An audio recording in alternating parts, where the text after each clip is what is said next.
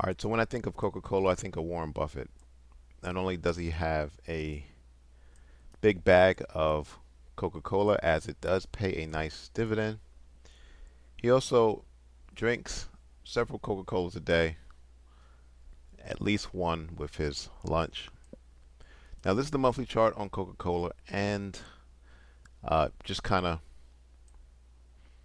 using the football analogy, if this level down here, which is support at $52, is one end of the end zone on the football field, this is the other end zone on the football field, right? And I would have to say that price has been marching and is currently on the visitors, say 40-yard line. Now, when you go down to the weekly chart, what I see are recent wicks, call them buy wicks. Got a wick here, wick here, wick here, wick here, wick here.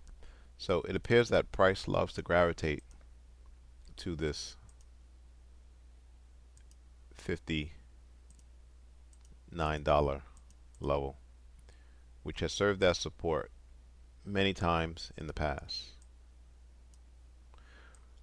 What I also see is last week we have this bearish engulfing candle, and so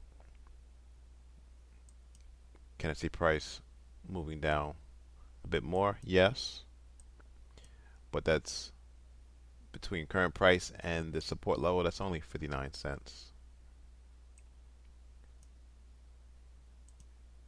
Now, before we look at the daily chart, let's look at some stats on Coca-Cola, as it may surprise you. Coca-Cola is one of the most recognized brands on earth with a top 10 global brand value. It's a Warren Buffett favorite, and it's the top selling beverage company in the world. So it might come as a surprise that Coca-Cola stock has underperformed the broader markets for decades. Decades. Over the past 10 years, it delivered a total return of 122%, while the S&P 500 has gained 232%, dividends included. Coca-Cola stock wasn't performing well because the company wasn't.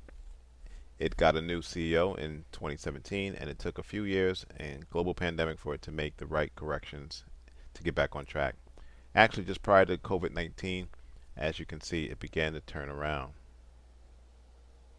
Believe it or not, Coca-Cola's annual sales are still below where they were 10 years ago. That's pretty crazy, considering the fact that they brought so many different brands to try to boost revenue. But as they are finally swinging higher, Coca-Cola stock might finally perk up too. And we've seen that from the looking at the monthly and the weekly chart.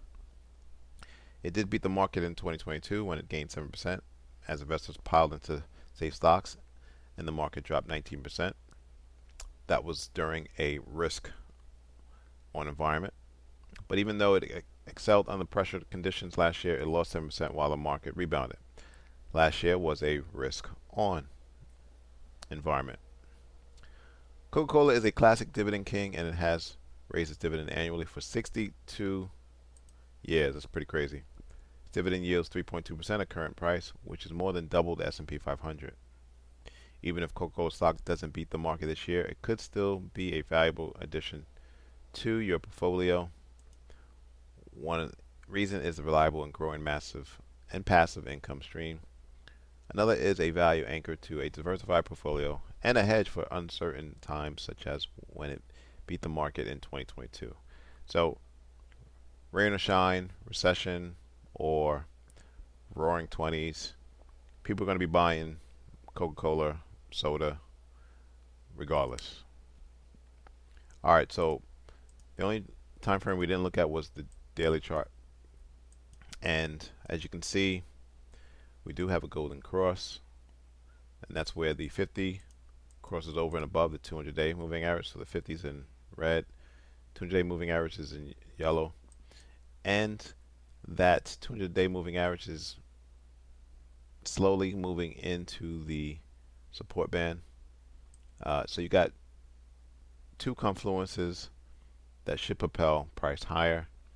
You got the support band and the 200-day moving average that's going to serve as dynamic support. How high can price go? Well, the liquidity is roughly $5 to $10 higher in this band up here. And let's go to the weekly chart to see that. Yeah, this is where all the liquidity is at. So I would imagine the smart money eventually will push price higher and then start offloading. We call this the distribution phase. And then down here, what's the accumulation phase, right?